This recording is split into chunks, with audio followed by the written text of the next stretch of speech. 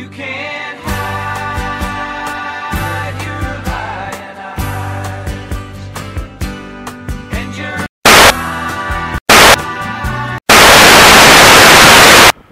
Greetings! Thanks for joining us again. Last Saturday, I hopped the train through to Glasgow very early. So early, in fact, that as I swung my legs off the bed at dark o'clock in the morning, I remember saying, I wish I didn't want a better future for my country. I was heading to Glasgow with a couple of hundred other people to attend the Illuminate the Debate march and rally. We were calling for the media to be fair and impartial when it comes to the independence debate, which they clearly are not. In preparation for the day, just in case anyone asked me what we were doing stopping traffic in the centre of Glasgow on a Saturday morning, I did a bit of a Philip Schofield, and I spent just 5 minutes looking around the web for evidence of media bias. Okay, it was actually more like 15 to 20 minutes because my printer was misbehaving a wee bit.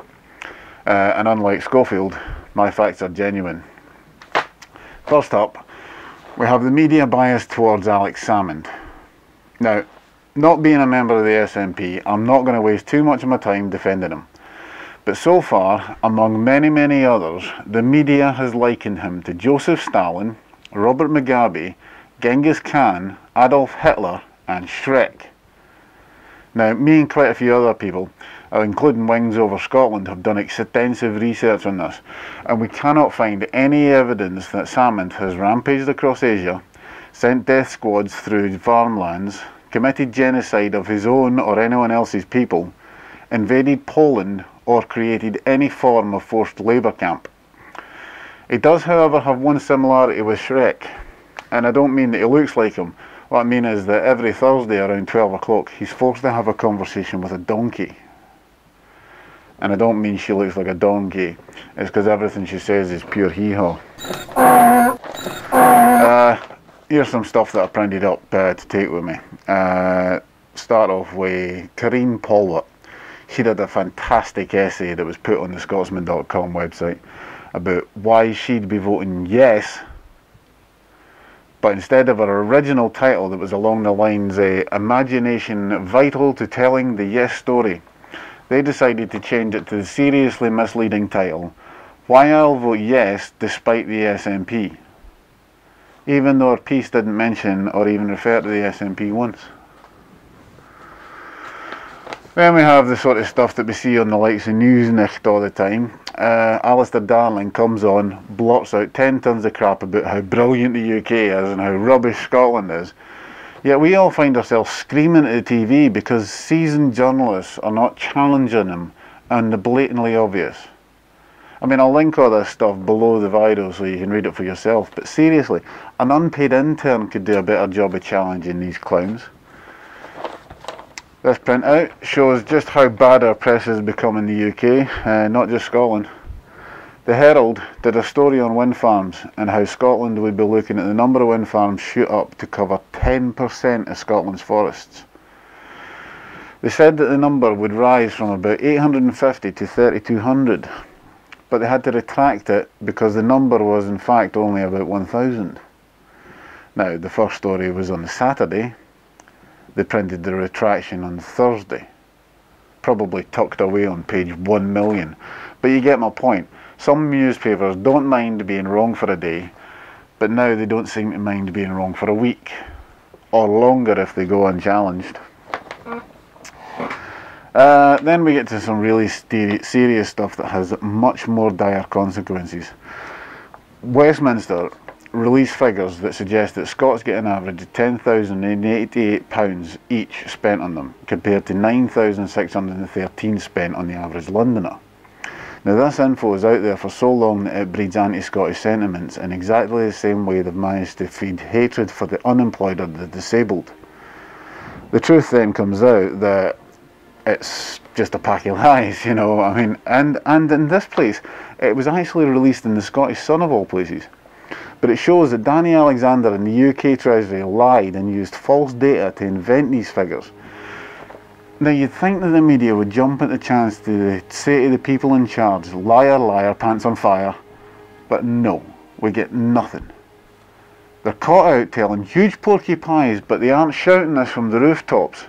So the general public gets the lie that the Scottish are all subsidy junkies stuck in their minds and they've no clue that they're wrong. And then along comes more bull to make it worse. The Daily Record publishes details of a report that suggests that Scots have been attacking English people because of the independence debate. Col K even does a show talking about how the huge increase in anti-English sentiment and the marked rise in the attacks on the English. But when the figures are checked properly, it's not attacks on English people, but attacks on white British people, which includes Scots. Turns out the attacks on people from England are down 17%, while racist attacks on Scottish victims has increased by 25%. But Col K doesn't do an entire show talking about how wrong they had got it. The BBC doesn't even run the story, so the lie is left out there and anti-Scottish sentiment grows stronger. Which brings me to the BBC. Now I could bang on for weeks about how they are severely biased towards Westminster. I'll maybe do a special on the subject, but for now I'll just cover 2 points. Scottish licence fee payers contribute £325 million for the BBC, yet BBC Scotland's budget is only £100 million. I think the other £225 million is spent down south on the salaries of Andrew Neil, David Dimblebot and the guy who writes Jeremy Clarkson's jokes on Top Gear. Yeah, I know, complete waste of money. The second thing I want to mention is the fact that the BBC has allowed the privatisation of the NHS in England to go completely unreported. Some of you are probably thinking, what privatisation? Which makes my point perfectly. But don't take my word for it. I'll add loads of relevant links below this video. Others out there are probably asking, but McVie, what's it got to do with Scotland? Well, it's simple. Scotland's main budget is the block grant, and that is calculated using the amount of money Westminster spends on the public sector in England. The less spent in England, the less Scotland gets. Now, some may shrug and say, well, times are tough, money's tight, so we get a little less. At least we'll still have our NHS.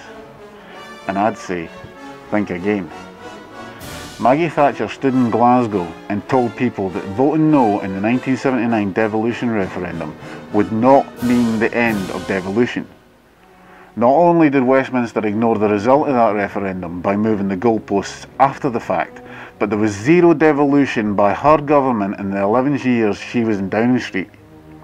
Instead, she ended up taking almost everything Scotland had: whisky revenue, oil revenue, heavy industry, widespread privatisation of the utilities, gas, electric, water, transport. The only things Maggie gave the people of Scotland was massive unemployment and poverty. So think about that before you vote no. Because if the ConDems can privatise the NHS in England without the permission of the electorate, what's to stop them from taking the power of NHS Scotland away from Holyrood? When I ask you guys to spread the word, it's not so that I can get more page hits. It's because I want to see people better informed, and I can guarantee you we can't rely on the media to do it for us. So please, spread the word. McVie has a £2 per month subscription to Wings Over Scotland, who regularly roasts the nuts off Scotland's media and holds them to account. Your entire life and future may be at risk if you do not vote responsibly.